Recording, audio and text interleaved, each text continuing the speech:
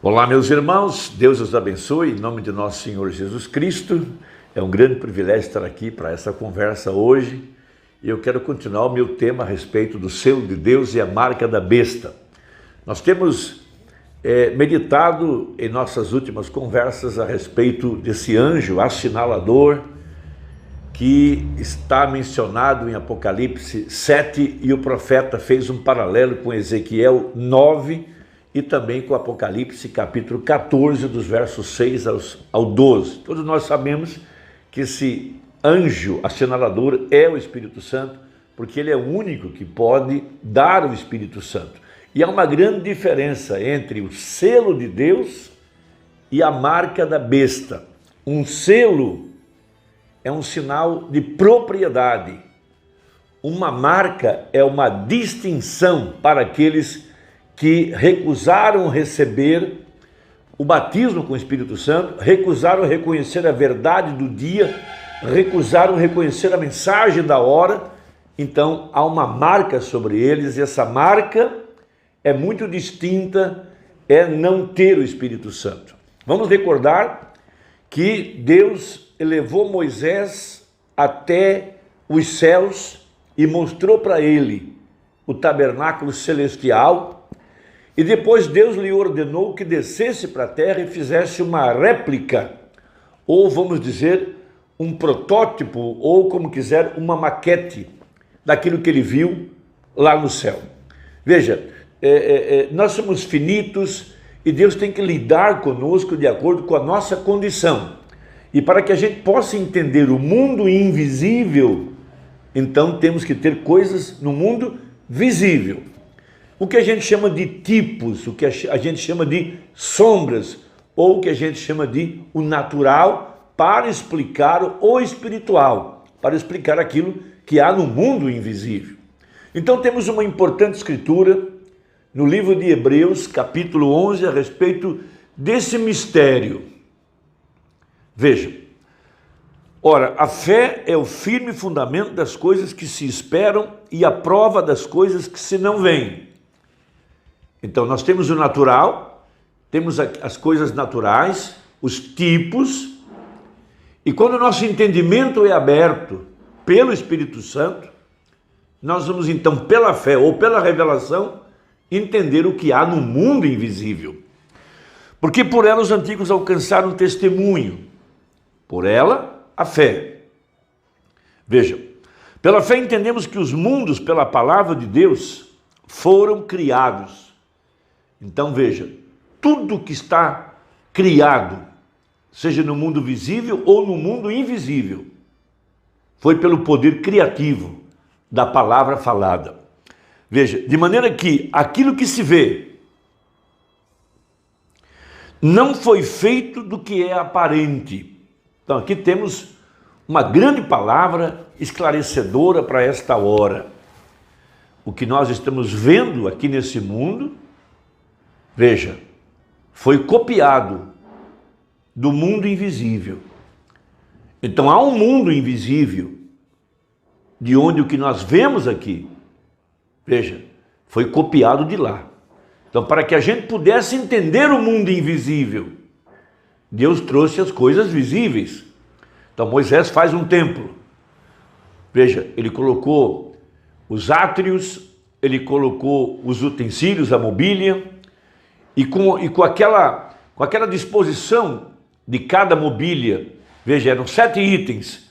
Era a pia de bronze, era o altar do sacrifício, depois os 7 castiçais, depois a mesa da proposição, o altar do incenso, a arca, sobre a arca os querubins, o propiciatório, e ali estava então a representação de como se aproximar do trono de Deus. Mas um ponto que eu quero salientar são os 7 castiçais. Esses 7 castiçais estavam revelando o plano predestinado de Deus das 7 eras da igreja. Lá haviam 7 lâmpadas, lá estava o azeite, veja, representando as 7 igrejas, cada lâmpada dessa representando um mensageiro, o azeite representando o Espírito Santo, as igrejas representando os eleitos. Veja, mas ali também estava a representação dos querubins, da influência sobre a igreja. Veja, o sacrifício, o animal, ali estava o bezerro, estava o leão, o rei, estava o sacerdote, estava a perspicácia, a sabedoria do homem, mas também a águia voando, os querubins com suas asas entrelaçadas sobre o propiciatório. Veja, e havia o mundo visível, onde entravam os sacerdotes por seu turno, mas havia o mundo invisível, depois do véu, que somente o sumo sacerdote é que conhecia aquele lugar secreto. O sumo sacerdote, um tipo de Jesus Cristo, veja, ele veio de Deus e voltou para Deus. Ele veio do mundo invisível para o mundo visível. Veja, aquela cortina, aquela pele de animais, separava o mundo visível do mundo invisível, do terreno ao celestial, do mortal para o imortal. O que estava atrás do véu, veja, deveria ser crido pela fé. Era lá onde Deus descia, era lá onde estava a glória da Shekinah, era lá onde estava a arca, onde estavam os querubins, onde estava o maná que não desvanecia, onde estava o sangue da propiciação, 7 listas de sangue, as vozes do sangue que falam coisas grandiosas, coisas secretas. Então, o mundo visível que temos hoje é para explicar o mundo invisível. Veja, real, aonde estão agora os anjos, os querubins, onde estão as dimensões, onde está o altar, onde está Deus na 7ª dimensão. O profeta foi até a 6ª, também tinha ido até a 5ª, quando ele levou aquele disparo do seu rifle e ele desceu à região dos perdidos, e lá ele viu os perdidos. Veja, o mundo invisível, porque nos dias da voz do 7º anjo, todos esses mistérios seriam revelados. Então, nós estávamos representados naquele mundo invisível, lá nos 7 castiçais, representados também no sumo sacerdote, Jesus Cristo, no corpo de Cristo, a verdadeira igreja, predestinada para entrar além do véu e viver das coisas escondidas, viver das coisas secretas. Mas isso tudo é para aquele que é selado com o Espírito Santo. Então o profeta explica uma coisa muito importante da mensagem, o selo de Deus. Veja, temos conversado nas últimas vezes que o anjo assinalador, o anjo, o Espírito Santo, tem estado no campo desde a Primeira Guerra Mundial, Segunda Guerra Mundial, assinalando os eleitos. O assinalar é mostrar aqueles que são propriedade, aqueles que são predestinados, aqueles que têm seu nome no livro da vida do Cordeiro, porque somente o eleito receberá a revelação, somente o eleito será selado. Os outros terão uma marca por não poderem receber a mensagem do dia. E veja, Jesus disse que os que estão marcados com a marca da besta, aqui no tempo do fim, eles teriam uma aparência de piedade. Mateus 24, verso 24, seriam tão parecidos com o verdadeiro que enganaria, se possível, o eleito. Depois Jesus também disse, seriam mornos, membros de igreja, mornos. Veja, esses todos, de acordo com 2 Timóteo, teriam uma aparência de piedade, mas eles não suportariam a sã doutrina. Veja, a exemplo da pomba e o corvo dentro da arca, a exemplo de Caim e Abel, Judas e Jesus, Davi e Absalão, o verdadeiro crente e o falso. Então ele diz assim no parágrafo 46, uma marca é uma distinção. Isso faz a diferença, veja, separa algo. Veja, você diz, você tem uma marca contra você, uma marca, mas você nunca diz que você teve um selo contra você. Você teve uma marca contra você, e um selo é um sinal de propriedade. O eleito está recebendo o sinal de propriedade. Agora, uma marca é uma distinção, diz ele. E a igreja é selada pelo Espírito Santo, mostrando ser uma propriedade. São esses que o anjo assinalador tem assinalado nesse tempo do fim. Pois são os únicos que podem receber a revelação da palavra, são os únicos que podem receber o Espírito Santo, e o Espírito Santo vem através da mensagem dessa hora, veja, da mensagem do 7º anjo. Essa é a grande diferença.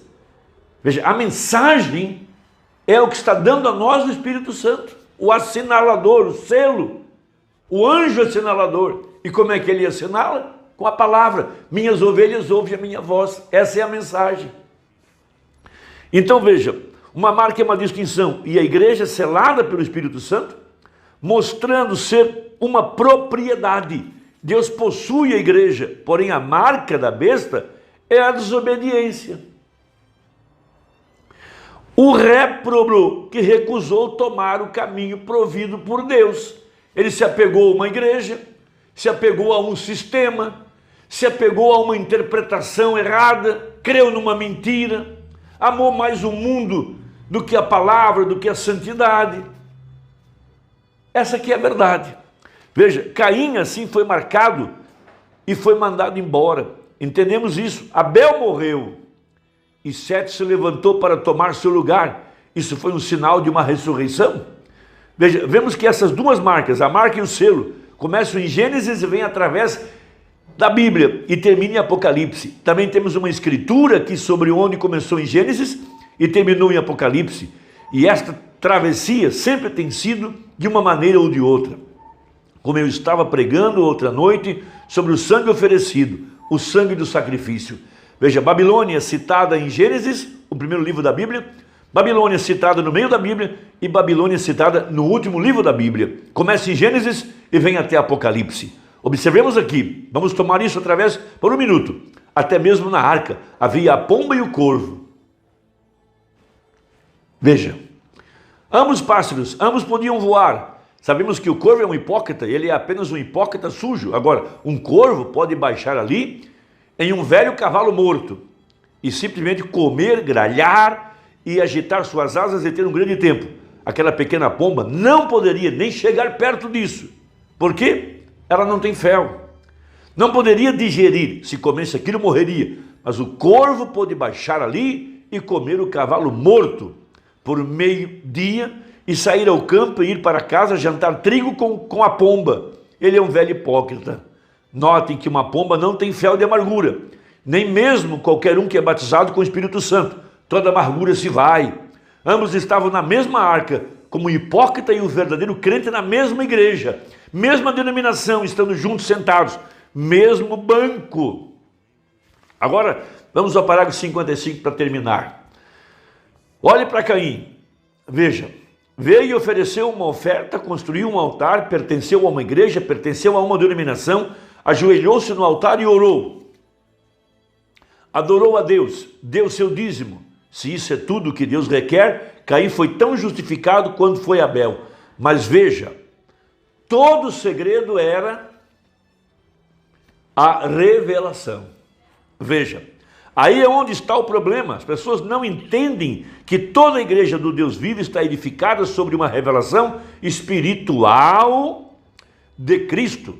Jesus disse assim em Mateus 16, bem-aventurado és tu, Simão Barjonas, porque tu não revelou a carne e o sangue, mas meu Pai que está nos céus. Veja, te digo que tu és Simão, e sobre esta pedra edificaria a minha igreja. Quando a revelação espiritual de Jesus Cristo, e ele é a palavra, no princípio era o verbo, e o verbo estava com Deus, e o verbo era Deus. E o verbo se fez carne e habitou entre nós. E quando este verbo entra em você, é mais penetrante do que qualquer espada de 2 gumes, e penetra até a divisão da alma e do espírito, e das juntas e medulas, e é apta para discernir os pensamentos e intenções do coração. Ali está a palavra vindo. A revelação de cada palavra de Deus é verdadeira. Repouse sua alma em qualquer parte disso. 2 pontos. Revelação. Espero que eu tenha ajudado. A nossa conversa de hoje foi em torno dessa mensagem, o selo de Deus. E até a próxima. Deixa aí o seu comentário. Vai nos ajudar. Deus te abençoe. Fique na paz. Em nome de Jesus. Amém.